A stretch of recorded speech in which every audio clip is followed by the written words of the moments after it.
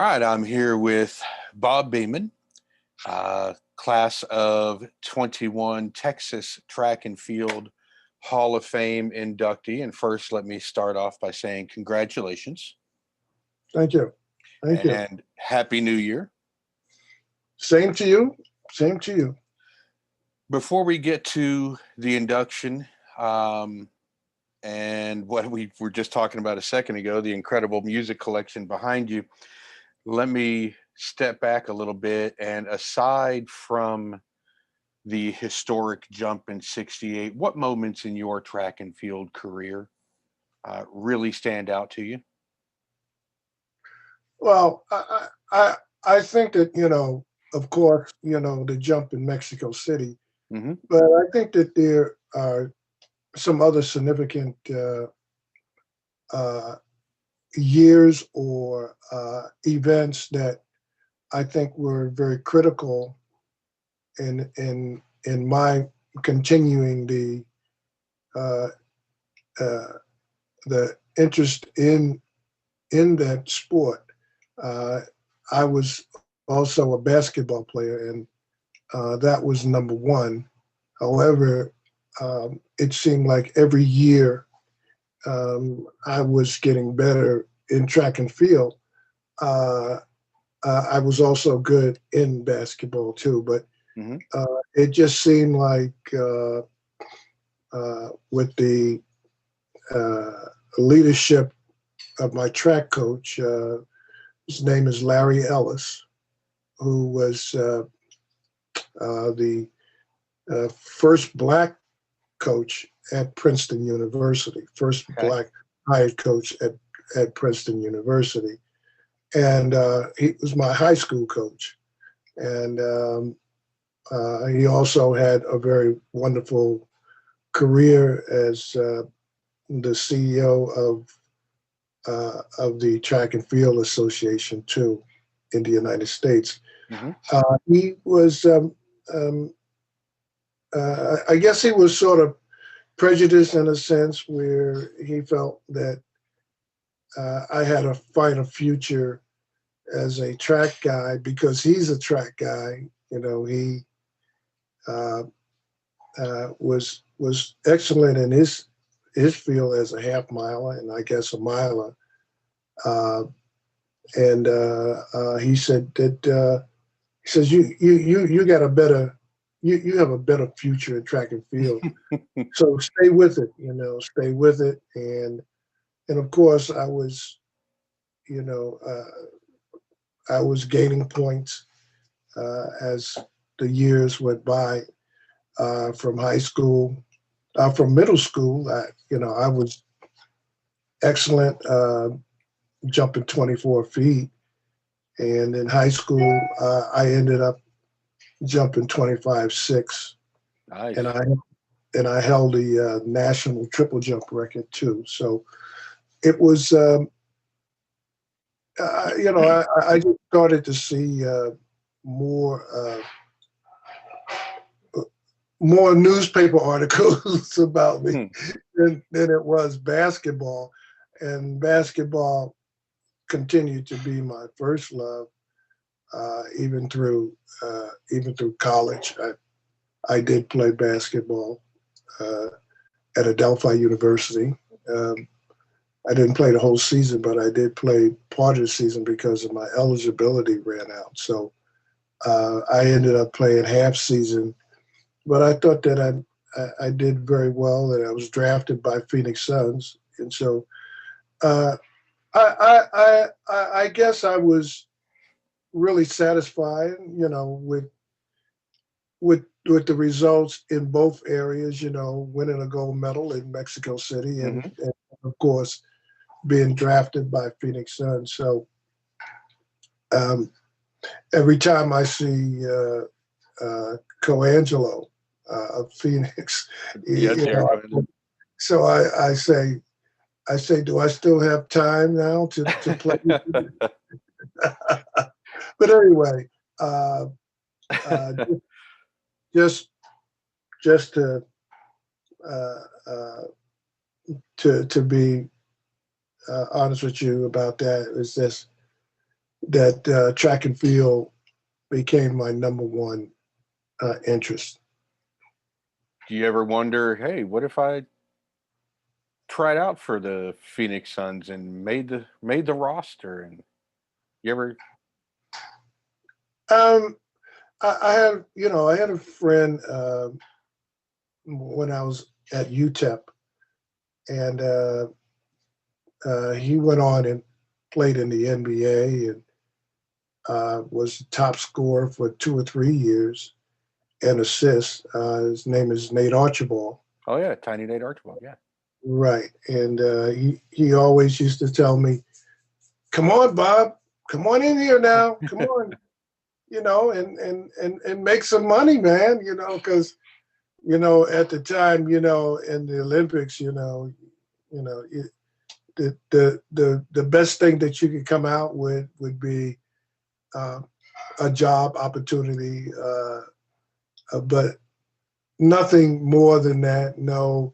No commercials or how they do things today. So I think that I said, it's time for me uh, to get serious about, what comes after winning a gold medal. Well, graduate from college, get a job, and those are the kinds of things that I looked at, more realistic than anything else.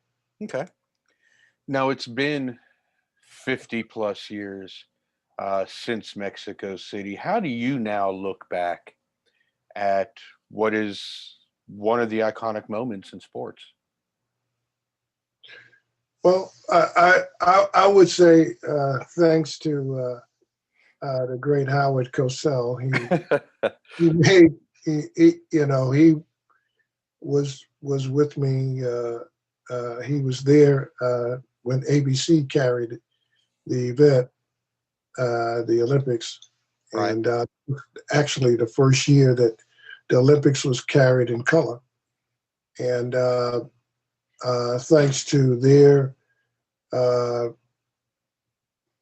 their cameramen, they caught my jump, and I think it was Howard at that point,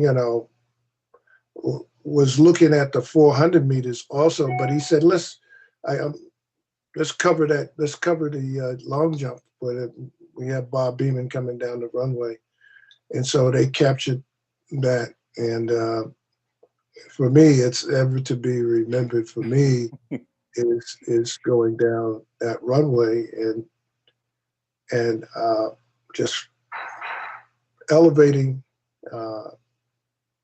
to a point where I set a new Olympic record and world record. So and as of today, the Olympic record still stands. So I'm truly, I think, been blessed, and thanks to television, it captured that wonderful moment for me, and I'm ever grateful for that.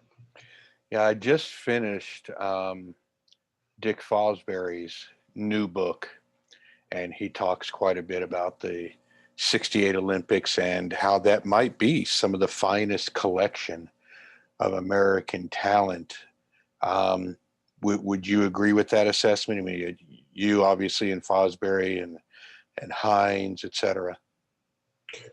Well, when just looking back at the, um, I think it's the only and the first time that uh, our track and field team uh, was loaded, as they say, from head to toe. We had Yeah. anything from the sprints all the way up to middle distance and the field events and the relays. We were absolutely unbeatable. Uh, we won the long jump. We took first and third.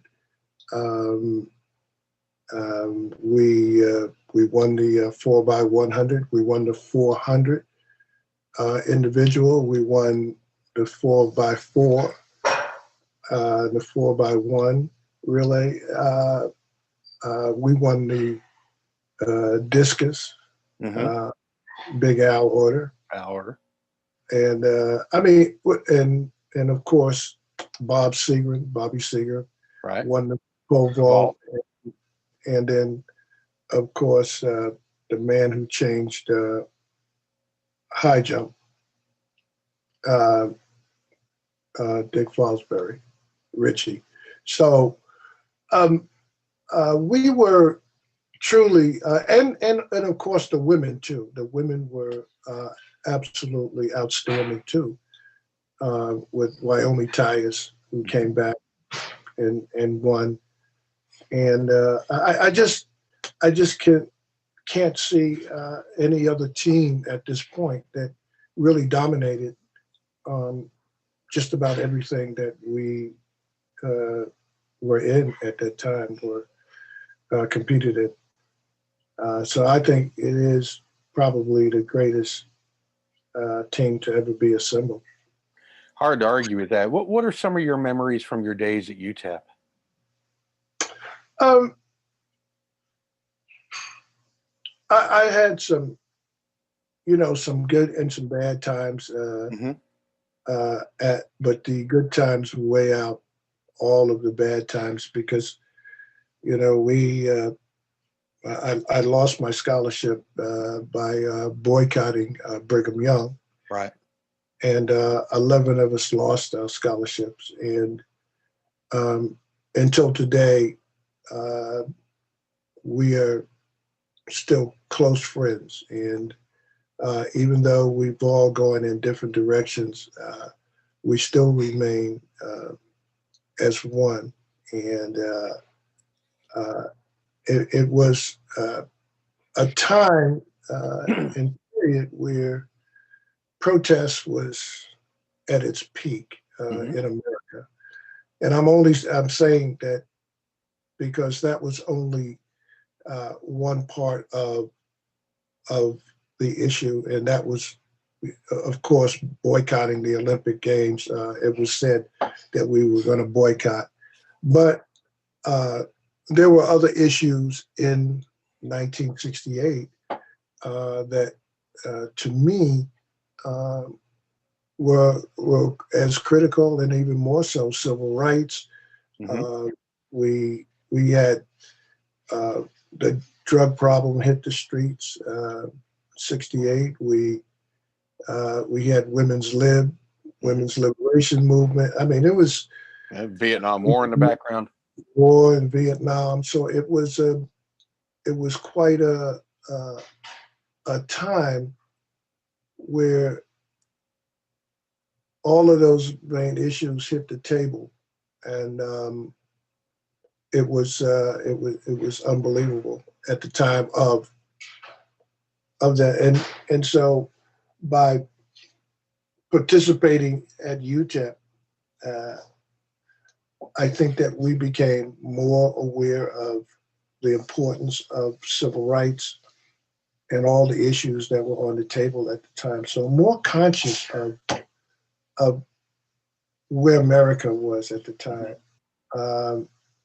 Um, so uh, I had a wonderful track career where I can say that I seriously got into my training and to my technique of how um, I won the Olympic Games and all that kind of stuff. So I would say that I had I think I had a wonderful relationship at UTEP in a sense. Even though I lost my scholarship, um, I say we've had some great memories and I have some great friends. Excellent. How did you become involved with the Special Olympics, and what does being an ambassador mean to you? Well, it's a good question, and I like to say that um, there's a gentleman that uh, that I truly love. I mean, he's brought some very interesting things to the table for me. Right, I call him a quiet giant, um, who just really passed away, and his name is Rayford Johnson. Hmm. And Rayford came to me one day and said, "I'd like if you would be interested in being a part of the Special Olympics, which had just started to begin its popularity Okay. uh, by our wonderful, illustrious Eunice Shriver, Right. who committed herself to making this an incredible event for those that uh, less fortunate, or uh, and gave them and gave Special Olympians hope. It was unbelievable to walk into it, but also I would to add to that, my brother was a Special Olympian too. Hmm. Um, uh, he was wheelchair bound. However, the story behind that is, that um, when I found out that he was a uh, Special Olympian, um, I was had not had the contact with him since I was about 5 years old. So he was taken away and put into a home, and I had not seen him until I would say, until I had turned somewhere around 40 years Oh old. wow. And at that time, when uh, I was to see him, they mentioned that, hey, your brother has won a medal, a gold medal in the Special Olympics. And I said, that's really great because two of the brothers now have two brothers have gold medals, and one in Special Olympics and one in the Olympics. So when I met with him on that occasion, it was quite a reunion for us to be together. No And doubt. since then he has passed away, but uh, just to connect with him with Special Olympics is was quite an honor to not only to be with him, but also to work with Mrs. Shriver and Mhm. Rayford and some of the great people that have lent their names to Special Olympics. And when you see these athletes compete and give everything that they have, what goes through your mind when you watch Special Olympians? I usually say, where there's a will, there's a way. I usually say nothing's impossible, as uh, Mrs. Shriver would say. You know, you know, you've got to believe in uh, what you're setting out to, or your goal. Uh, you should meet your goal if you believe in your goal. And just to watch the Special Olympic athletes compete is just unbelievable.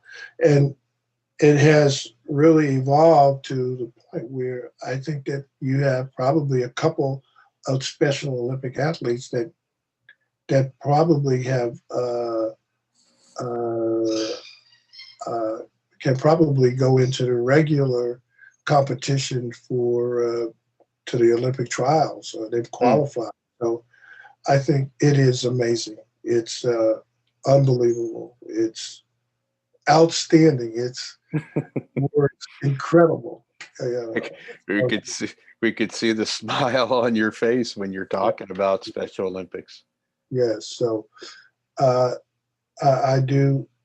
I do feel that uh, we have many more accomplishments to come about I would say in the next 10, 15 years, it's going to be blown out there, boy. It's going to be unbelievable.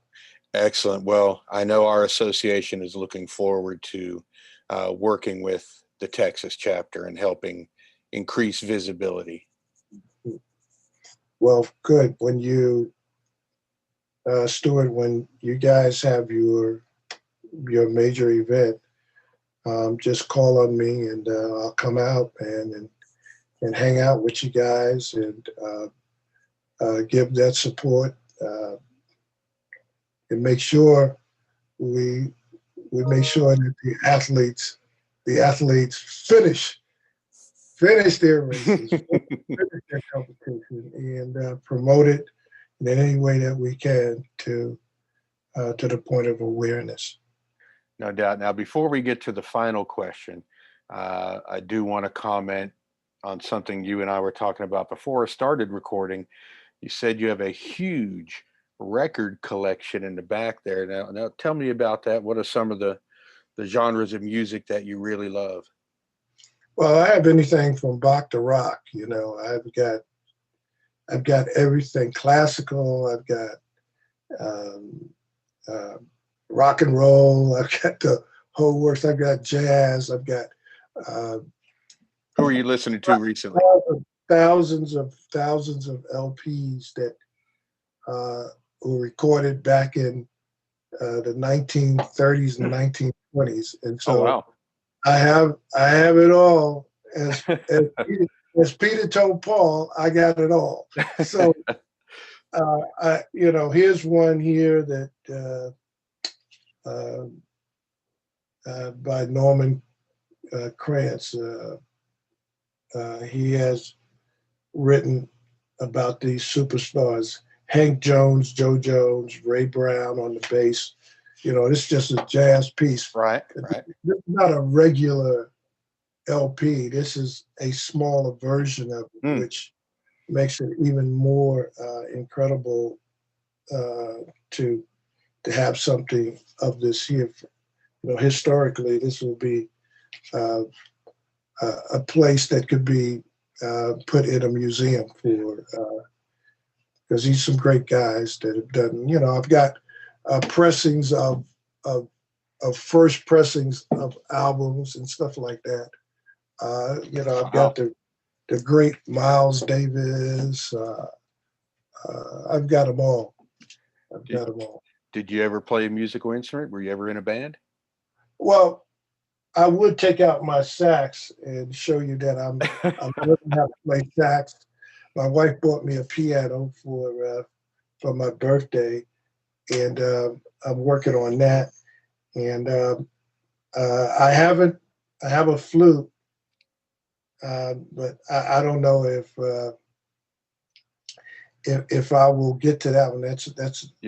You're welcome to play. The stage is yours.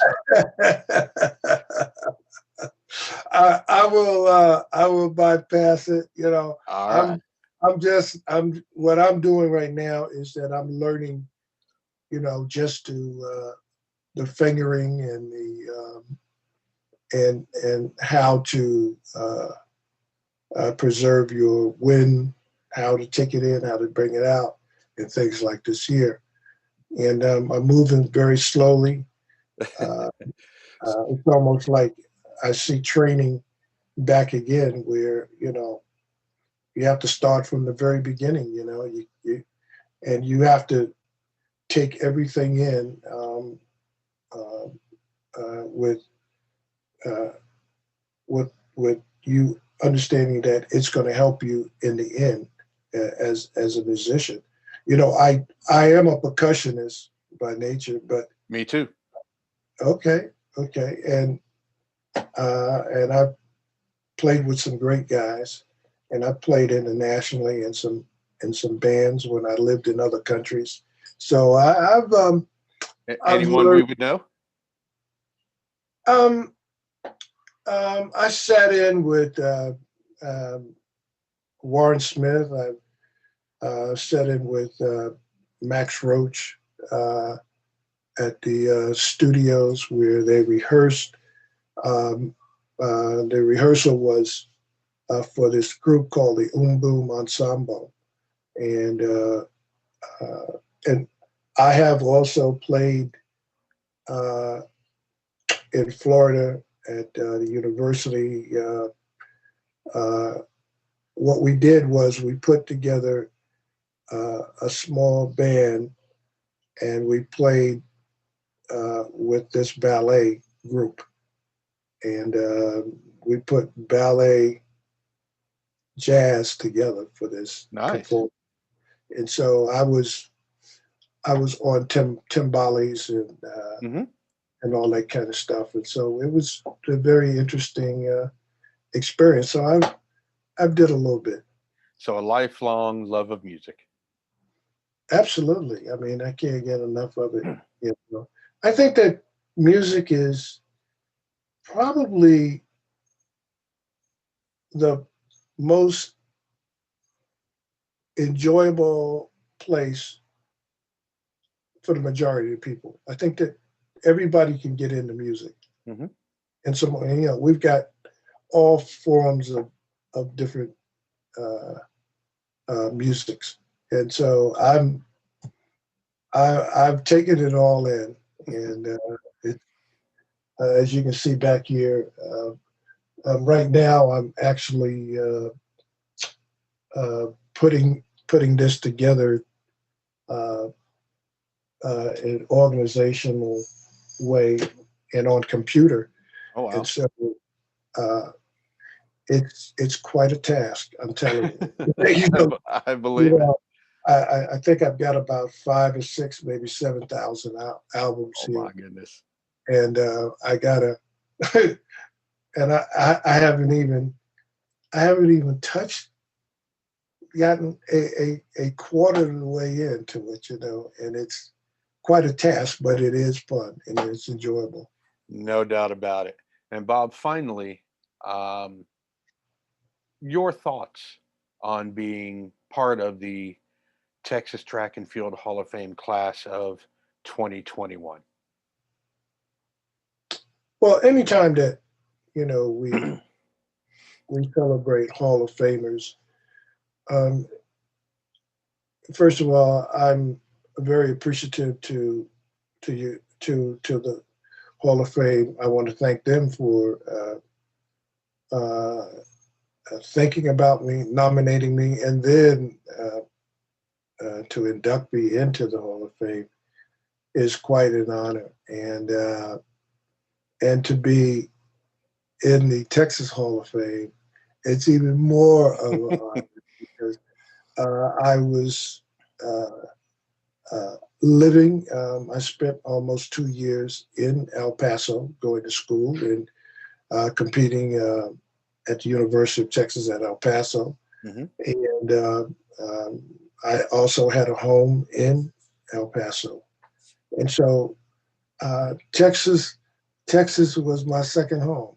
And so thank you for thinking about me and celebrating me. And I'm excited to be a part of the other inductees that will be in there, but also my love to Special Olympics and how you guys are involved with the Special Olympics organization. Really, really touches me deeply. And as I said before, if there's anything that I can do to help with Special Olympics, and by then, I think that we should be okay to come out and participate. So yes, I think I'm enjoying every moment of it, and please invite me. And as no doubt about that. And as you know, we're going to have the entire class of 21 celebrated in person with the class of 22. Yes, that is wonderful. That is wonderful. We're going to have a big post-COVID party. Oh yeah, absolutely, absolutely. And you get to pick the music. Okay, I got you. If you have a band, I'll probably be playing with them. Fair enough. Bring your sax and we'll let you go. I hear you, guy. Okay. Bob, it was wonderful to speak with you this evening, and I look forward to hearing from and seeing you soon. It's my pleasure. And call me anytime and let me know what's on the agenda. Yes, sir. Stay safe. Okay, now. Bye bye.